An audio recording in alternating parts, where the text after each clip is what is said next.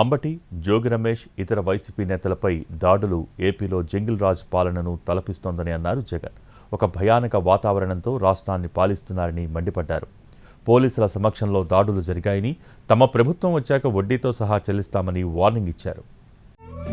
తెలుగువారి number 1 choice Telugu matrimony. గుంటూరులో అంబటి రాంబాబు కుటుంబాన్ని జగన్ పరామర్శించారు. అంబటి ఇల్లు, ఆఫీసును సందర్శించి దాడికి సంబంధించిన సమాచారం సేకరించారు. ఏమాత్రం అధైర్యపడొద్దని, పార్టీ అన్ని విధాలా అండగా ఉంటుందని అంబటి కుటుంబానికి భరోసా ఇచ్చారు. అనంతరం మీడియాతో మాట్లాడిన జగన్ కూటమి పాలకులపై హాట్ కామెంట్స్ చేశారు. రాష్ట్రంలో జంగిల్ రాజ్ పాలన నడుస్తోందని నిప్పులు చెరిగారు.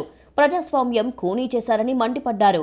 రాష్ట్రంలో ఈరోజు జంగిల్ రాజ్ అనేది ఏ స్థాయిలో ఉంది అనంటే ప్రజాస్వామ్యం ఎప్పుడో ఖూనీ అయిపోయి రాష్ట్రంలో ఉన్న పాలకులు ఈరోజు భయానక వాతావరణంతో రాష్ట్రాన్ని పరిపాలించే కార్యక్రమం ఈరోజు జరుగుతూ ఉంది.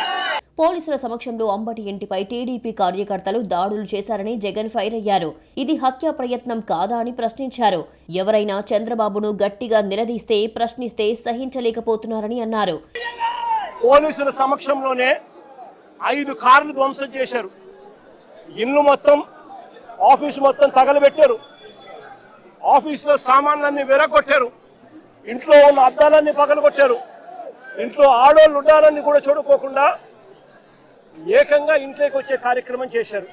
జోగి రమేష్ ఇంటిపై కూడా పోలీసుల సమక్షంలోనే పెట్రోల్ బాంబులతో దాడి చేశారని మండిపడ్డారు జగన్. మధ్యాహ్నం నుంచి రాత్రి వరకు పోలీసుల సమక్షంలో దాడి జరిగిందన్నారు వైసీపీ అధినేత. జోగి రమేష్ ఇంట్లో పోలీసులు మళ్ళీ అక్కడే, పోలీసుల సమక్షంలోనే, అది కూడా అంతే. ఏకంగా పెట్రోల్ బాంబులు అంటే పెట్రోల్ పోసిన బాటిళ్లలో, ఏకంగా బాటిళ్లలో పెట్రోల్ పోసుకొని ఆ బాటిళ్లను ఇంట్లోకి చుట్టూ ఉంటారు. తిరుమల లడ్డూపై భక్తుల మనోభావాలు దెబ్బతినేలా చంద్రబాబు, లోకేష్, పవన్ అసత్య ప్రచారాలు చేశారని జగన్ ఆగ్రహం వ్యక్తం చేశారు.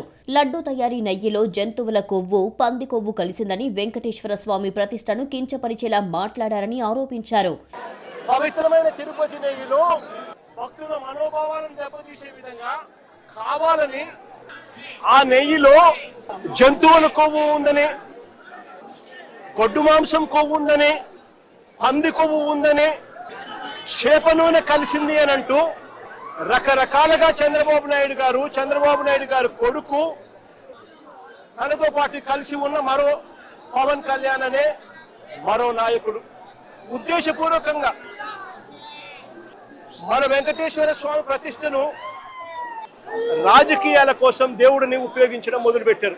ఎల్లకాలం మీ ప్రభుత్వమే ఉండదని, తమ ప్రభుత్వం వచ్చాక వడ్డీతో సహా చెల్లిస్తామంటూ స్ట్రాంగ్ వార్నింగ్ ఇచ్చారు జగన్.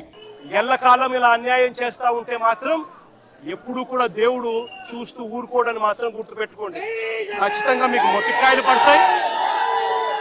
రేపు పొద్దున మా ప్రభుత్వం వచ్చిన తర్వాత వీటి అన్నిటి మీద కూడా ఎంక్వైరీలు వేస్తాము, వడ్డీతో సహా చెల్లిస్తారు అని కూడా ఈ సందర్భంగా అందరికీ కూడా చెప్తా ఉన్నాం.